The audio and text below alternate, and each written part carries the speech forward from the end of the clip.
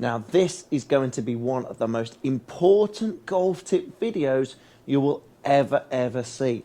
Now I know most of these golf tip videos you see out there will announce that at the start of their videos, but this seriously is the most important thing you will do, because there's so many different opinions out there.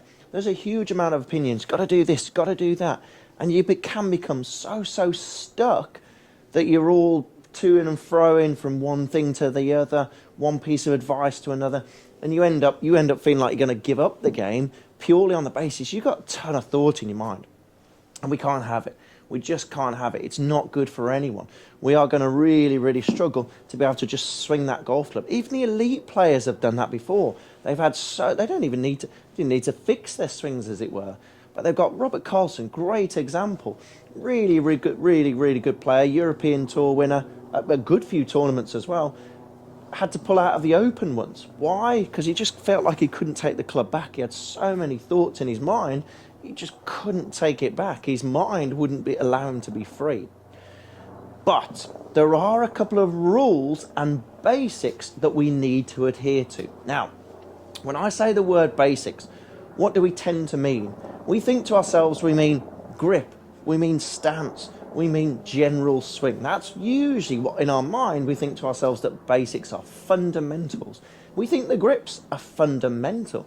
It is not. It is absolutely not. Now I know a lot of you are going to throw carrots, throw coke at me. You're going to throw loads of stuff at me and think, no, he's talking nonsense. He's talking absolute nonsense. It has to be a fundamental. It's not. I've seen a lot of funky grips do a blooming good job. I've seen weaker grips do a great job. I've seen strong grips do a good job. I've seen baseball grips do a good job. I've seen a lot of grips that you wouldn't even read about in textbooks, that you wouldn't even dream of in textbooks, do a blooming good job out there. So what do I mean? What is the crux of this then? Well, for me, there are three basics that we have to get right every time we hit a good golf shot, okay? Three basics that we need to adhere to make sure that ball is traveling where we want it to as often and as repeatedly as we possibly can do. So what do those three basics involve? Well, I can tell you now, they're not the grip, they're not the stance, they're not the swing itself. They are three things that we absolutely need to find out and figure out what we do ASAP until we can really move on with our golf games. Number one, simply, we have to make centered contact with that golf ball. If we're hitting the heel or hitting the toe, we are going to struggle. So centered contact is huge. Again, there's so many different ways we can maintain and achieve centered contact, but that is absolutely number one. So find out first of all where you're striking it. Spray some Dactarian foot powder on your golf club, let it dry for a second and find out where you're hitting that golf ball. Be aware of where you are striking that golf ball.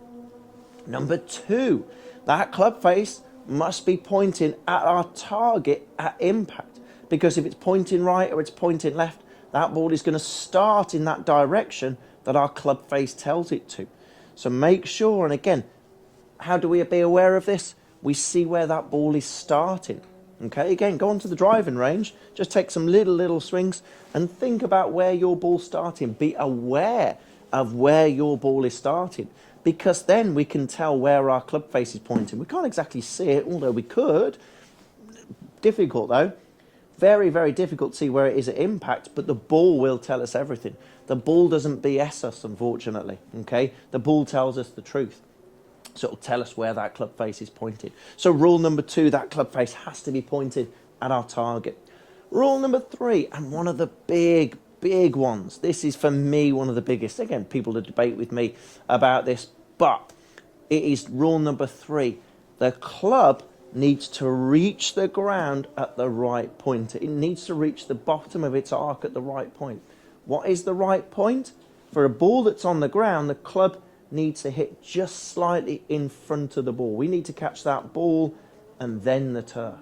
Okay? We cannot go catching a foot before or a foot necessarily after. That club has to reach the bottom of its arc at the right point every single time. Its low point has to be where it should be every single time. And again, numerous different ways. Usually it's ball position, usually that's impacted by the weight transfer or non-weight transfer, as I've seen. Numerous different ways this could be affected. So rule number 1, we've got to make sure we contact the centre. Be aware. Rule number 2, we've got to make sure that club face is pointing at our target. Again, be aware. Look at where that ball started. And rule number 3, feel and know where that club is meeting that ground. We can tell if we're catching a ton of ground. We can tell if we're not catching any ground at all. So if you be aware of those 3 things, everything else would take effect, because everything should impact those 3 elements. Be aware. Be really knowledgeable about where you are, and then, and only then, can you really improve in this game.